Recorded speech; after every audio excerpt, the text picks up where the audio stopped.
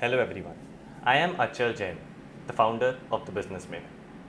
और आज के पहले वीडियो में हम बात करेंगे इंडिया चाइना बॉयकॉट इशू के बारे में। हम बात करेंगे क्या इंडिया आत्मनिर्भर बन सकता है।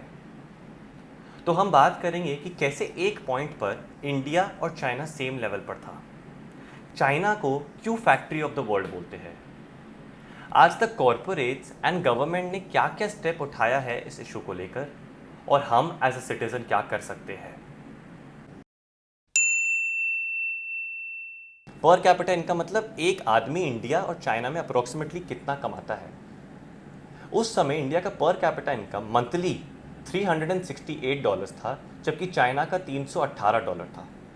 उसके बाद से चाइना ने एक बड़ा जंप लिया और आज 2019 में चाइना का पर कैपिटा इनकम 65,000 है, वेरास इंडिया का उससे 5 टाइम्स लेस 11,000 है। ऐसा क्या हुआ कि चाइना ने उसके बाद इतना बड़ा जंप लिया। मैं आपको बता दूं, 1990 के बाद चाइना हर कंपनीज को अप्रोच करने लगी, वेस्टर्न कंपनीज को, वर्ल्ड के कंपनीज को, और कहा कि अपना मैन्युफैक्चरिंग यूनिट चाइना में बनाए। As a result large scale manufacturing हुआ चाइना में और उनका पर यूनिट कॉस्ट कम होने लगा। और आज China is a part of the global supply chain. China में इंडस्ट्रीज बहुत अच्छे से सेटअप किया गया है।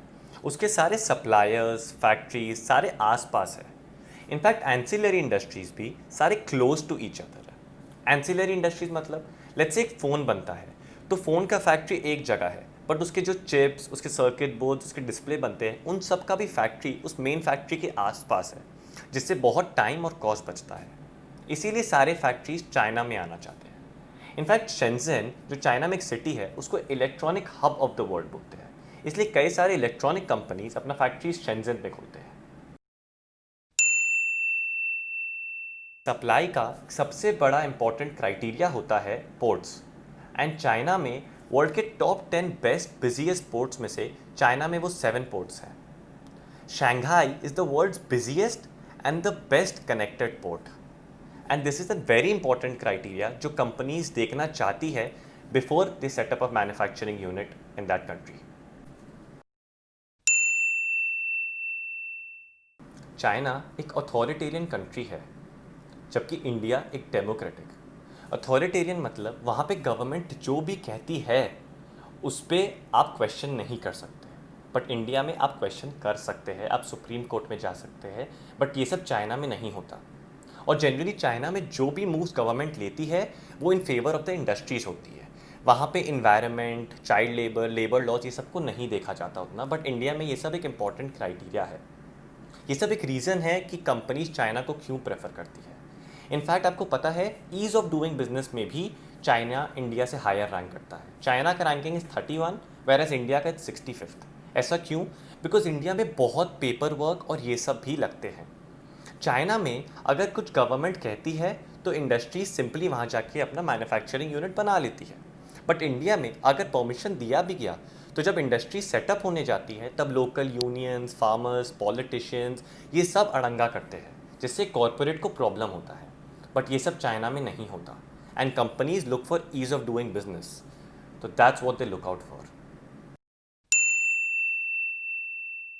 इंडिया का फार्मास्यूटिकल सेक्टर में 70% ऑफ द रॉ मटेरियल्स, जिसको हम लोग एक्टिव फार्मा इंग्रेडिएंट्स कहते हैं, एपीआईज, वो चाइना से आता है।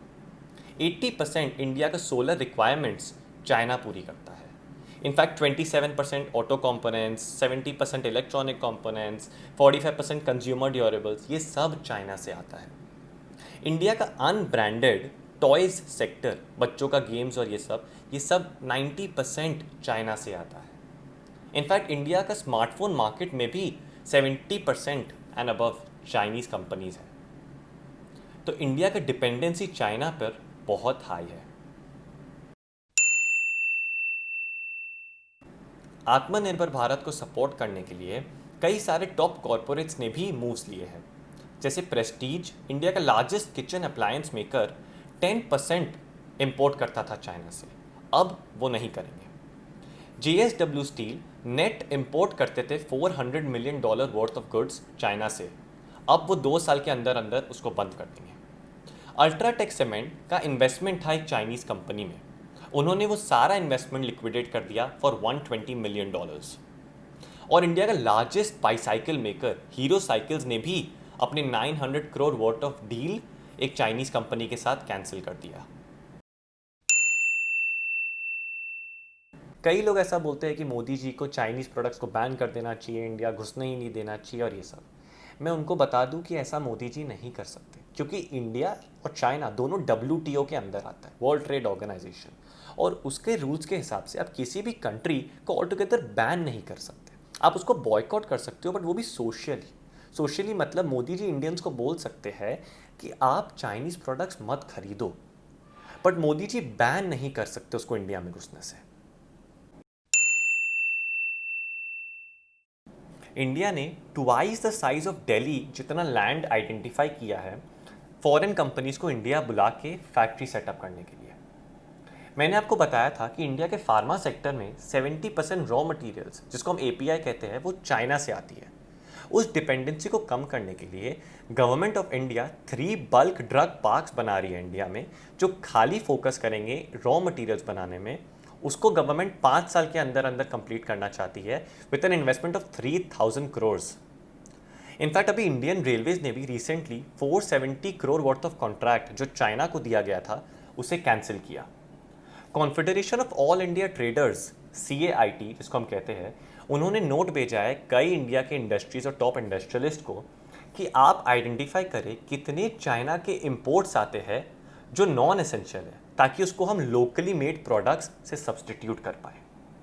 इनफैक्ट ई-कॉमर्स प्लेटफॉर्म्स को भी, जैसे अमेजोन, फ्लिपकार्ट, इनको भी कहा गया है कि ये सारे प्रोडक्ट्स जो अपने वेबसाइट पर बेचते हैं उस पर ओरिजिन ऑफ द प्रोडक्ट को आइडेंटिफाई करें, क्या वो चाइना का है, जापान का है या इंडिया का है। इससे consumers can decide if they want to buy a Chinese product और a locally made product. Government को स्किल बेस्ड एजुकेशन पे फोकस करना होगा। 2020 का बजट एलोकेशन पे गवर्नमेंट ने इंडिया के एजुकेशन सेक्टर को 99,300 करोड़ अलॉट किया, and that's only a 5% increase compare to the previous year. This increase is not sufficient, क्योंकि इंडिया का needs are much higher. And मैं बताता हूँ क्यों। Because India rank second lowest in terms of education quality, and that's only after Afghanistan. मैं आपको बताऊँ, this is also one of the reasons कि कंपनीज चाइना आना प्रेफर करती है, बिकॉज वहाँ के वर्कर्स का प्रोडक्टिविटी बहुत ज़्यादा है इंडियन वर्कर्स से। एंड ये इशू तभी सॉल्व होगा जब गवर्नमेंट स्किल बेस्ड एजुकेशन पर फोकस करे। कई सारे मोबाइल कंपनीज का मैन्युफैक्चरिंग यूनिट्स हैं इंडिया में, बट वो कोई भी मेक इन इंडिया का पर्सपेक्टिव सॉल्व नहीं करते। क्यों? क्योंकि इसमें जो भी रॉ मटेरियल्स है, जैसे मैं आपको बताया था, diodes, chipset, circuit boards, display, ये कोई भी इंडिया में बनता नहीं है। ये सारे असेंबल इन इंडिया होते हैं। जैसे आईफोन के भी आप देखोगे तो मेड इन इंडिया नहीं है, वो असेंबल्ड इन इंडिया है। So India should focus now more on actually fulfilling its make in India perspective, कि आप इंडिया में आओ, आप इंडिया में ही कई सारे रॉ मटेरियल्स बनाओ, ताकि रॉ मटेरियल्स सस्ते हो, मोबाइल सस्ते हो, इंडियन प्रोडक्ट्स को प्रेफर किया जाए, एंड चाइनीज इंपोर्ट्स पे भी कर्ब हो। So we should actually focus now more on make in India rather than assemble in India. हमें अपना ताकत यूज करना होगा।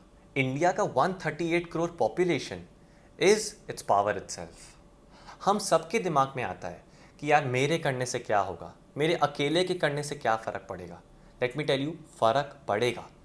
138 करोड़ का पॉपुलेशन है। अगर हर एक आदमी कहीं ना कहीं छोटा या बड़ा मूव सेल्फ डिपेंडेंसी पर फोकस करता है, अपने आप को सेल्फ डिपेंडेंट, इंडिया को सेल्फ डिपेंडेंट बनाने पर फोकस करता है, तो फ़र्क पड़ेगा।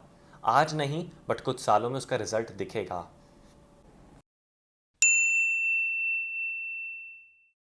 India is capable. पूरे वर्ल्ड में कोई इतना जुगाड़ू नहीं है जितने हम इंडियंस हैं, एंड इसका प्रूफ है। जब कोरोना वायरस इंडिया में आया था तब इंडिया वो शॉर्ट ऑफ PPE किट्स, हर डॉक्टर को PPE किट्स नहीं मिल रहे थे, बट गवर्नमेंट ने सपोर्ट किया, हम इंडियंस एक दूसरे को सपोर्ट किए, इसीलिए कई गारमेंट फैक्ट्रीज में भी PPE किट्स बनना चालू हुआ, and today India is the second largest manufacturer of PPE kits in the world.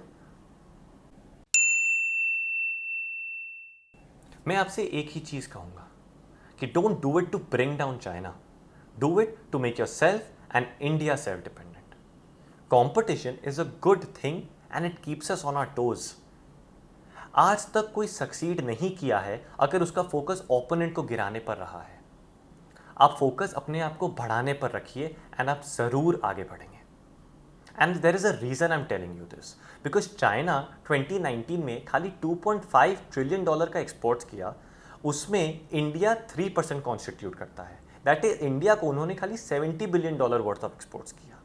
तो अगर अपने बॉयकॉट चाइना करते भी है तो चाइना को नुकसान ज़्यादा नहीं होगा, बट उससे ज़्यादा फ़ायदा अपने को होगा। तो इसीलिए focus on being self dependent. और उसका एडवांटेजेस क्या है? आप अगर सेल्फ डिपेंडेंट बनते हो, अगर आप वही चीज़ खरीदते हो जो लोकली मेड है, तो उसका सारा खर्चा इंडिया पे रहता है, वो पैसा इंडिया में रहता है, उससे जीडीपी फास्टर ग्रो करेगा, एम्प्लॉयमेंट फास्टर ग्रो करेगा, पॉवर्टी कम होगा।